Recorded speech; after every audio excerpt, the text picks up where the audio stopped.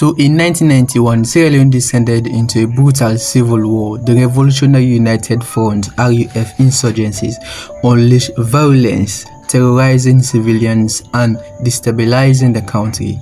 As the conflict intensified, Sierra Leone's government sought allies to help combat the rebels. In this context, Guinea, a neighboring country with its own security concerns, sent troops across the border into Yenga and the surrounding area. The Guinean military intervention was initially welcomed by Sierra Leonean authorities as a critical support against the rebels. Guinean forces helped secure the border region and push back insurgents, stabilizing the eastern part of Sierra Leone.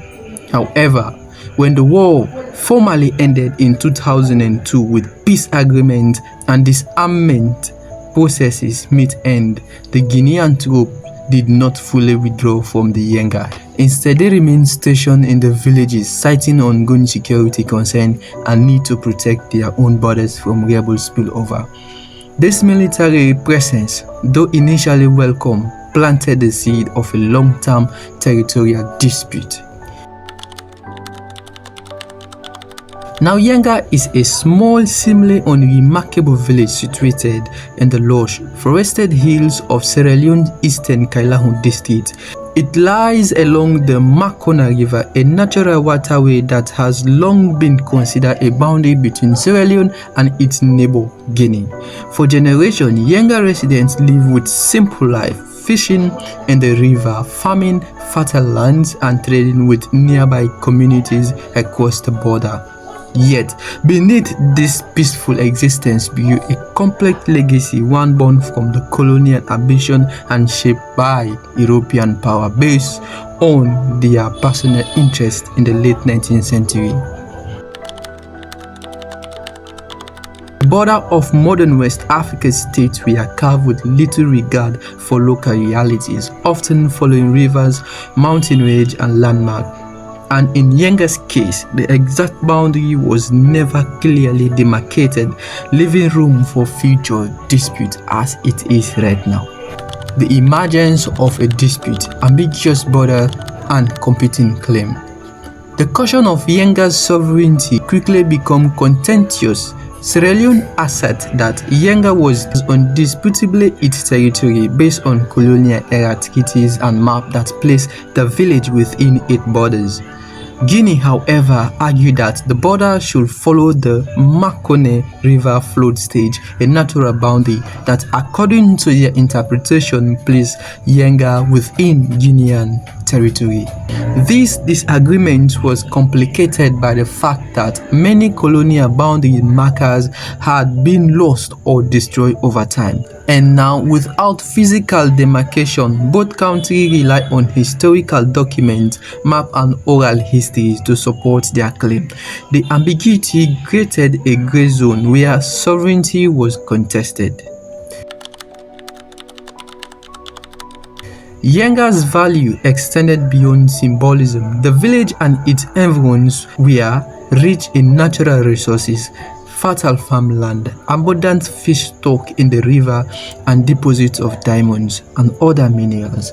Control over Yenga also meant influence over cross-border trade routes that were vital to local economies. These factors highlighted the stake and made compromises difficult for both countries, Sierra Leone and Guinea. So let's stop this first. Let's not get long one again. 2002 to 2018. In the immediate aftermath of the Civil War, Sierra Leone and Guinea signed several agreements in 2002 and again in 2005, affirming that Yenga was part of Sierra Leone and calling for the withdrawal of Guinean troops. Deposit these accords, Guinea maintained its military presence, citing the need to secure its borders and protect economic interests. Throughout the 2010s, the dispute remained largely frozen but unresolved. Sierra Leonean officials repeatedly raised the issue in diplomatic forums, demanding Guinea's withdrawal and respect for their sovereignty.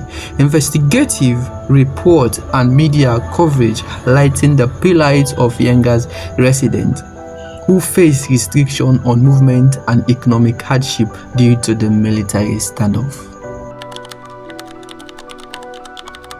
Efforts to demarcate the border formerly were hampered by distrust and differing interpretation of historical documents. Both countries agree in principle to cooperate but struggle to translate goodwill into concrete action. Rising tension. In December 2024, at the Balamoya border crossing, a key point between Sierra Leone and Guinea, Guinean authorities transported individuals suspected of threatening Guineans' national security to the border area without notifying the Sierra Leone government. This unexpected move sparked confusion and alarm, leading Sierra Leone to temporarily close the border. The incident escalated diplomatic tension, with accusation and counter-accusation flying between the two governments. Though the border was reopened after a few days, the episode underscored how evaporating situation remained and how easily misunderstanding could spiral into conflict. A glimmer of hope. Joint Technical Committee and Boundary Documentation, March 2025. In early 2025, both countries took a significant step towards resolving the dispute. A joint technical committee composed of officials, historians, and cartographers from Sierra Leone and Guinea convened in Kailahu to review colonial treaties, map, and legal framework dating back to 1885. After weeks of deliberation, the committee agreed on the historical boundaries and committed to producing formal boundary documents. This effort was supported and overseen by the African Union (AU), which emphasized peaceful cooperation and regional stability. The agreement marked a milestone, signaling a willingness to engage in constructive dialogue and respect for legal and historical evidence. It also raised hope among local communities that the long-standing dispute between the two neighboring counties, Sierra Leone and Guinea, has finally resolved. However, despite diplomatic processes in early 2025, tension on the Yenga ownership ground escalated dramatically again in April and May 2025. Both Sierra Leone and Guinea deployed additional troops to Yenga, then highlighting the risks of armed confrontation. Reports emerged that Guinean forces opened fire on residents of Yenga, causing injuries and forcing many families to flee their homes. The violence scattered the short-term peace and drew international concern. In response, Sierra Leone announced it was considering taking the dispute to the International Criminal Court (ICC) to seek a legal resolution and hold accountable those responsible for violation against its citizens. The local population bore the brunt of the conflict caught between two counties, facing displacement, loss of livelihood, and insecurity. Borders, identity, and sovereignty. The Yenga dispute is not merely a territorial quarrel. It reflects deeper issues of identity, sovereignty, and the legacy of colonialism in Africa. Borders drawn by foreign powers often ignore ethnic, cultural, and economic reality, creating fault lines that persist today. For Sierra Leone and Guinea, Yenga symbolized national pride and the struggle to assert sovereignty over land and resources. For the people of Yenga, it is a home, a place where their daily lives are disrupted by forces beyond their control. In other words, the dispute also highlights the challenges of post-colonial state building, where historical ambiguities and competing narratives complicate peaceful coexistence. Both governments have expressed commitment to resolving the dispute peacefully, through dialogue and cooperation. Regional organizations such as the Mano River Union (MRU) and the African Union (AU) has played crucial role in mediating talks and providing framework for conflict resolution.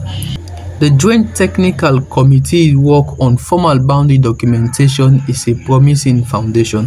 However, translating agreement into lasting peace requires political will, trust building, and mechanisms to protect civilians.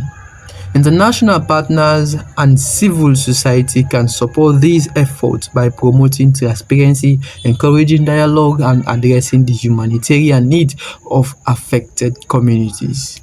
In conclusion, the long-standing issue of Yenga is a vivid example of how history, geography, and politics intertwine and to shape modern conflict, from the chaos of civil war to the complexities of colonial borders, from diplomatic negotiation to military standoff. The dispute raised alarm to the challenges faced by many African nations in defining their identities and securing their territory. Yet, amid uncertainty and hardship, there remains hope. Through sustained dialogue, respect for history and law, and a commitment to peace, Sierra Leone and Guinea can turn off the page of conflict into harmony and build a future where Yenga's people live in security and prosperity, free from the shadows of disputed borders. Thank you for watching. Oh, yo.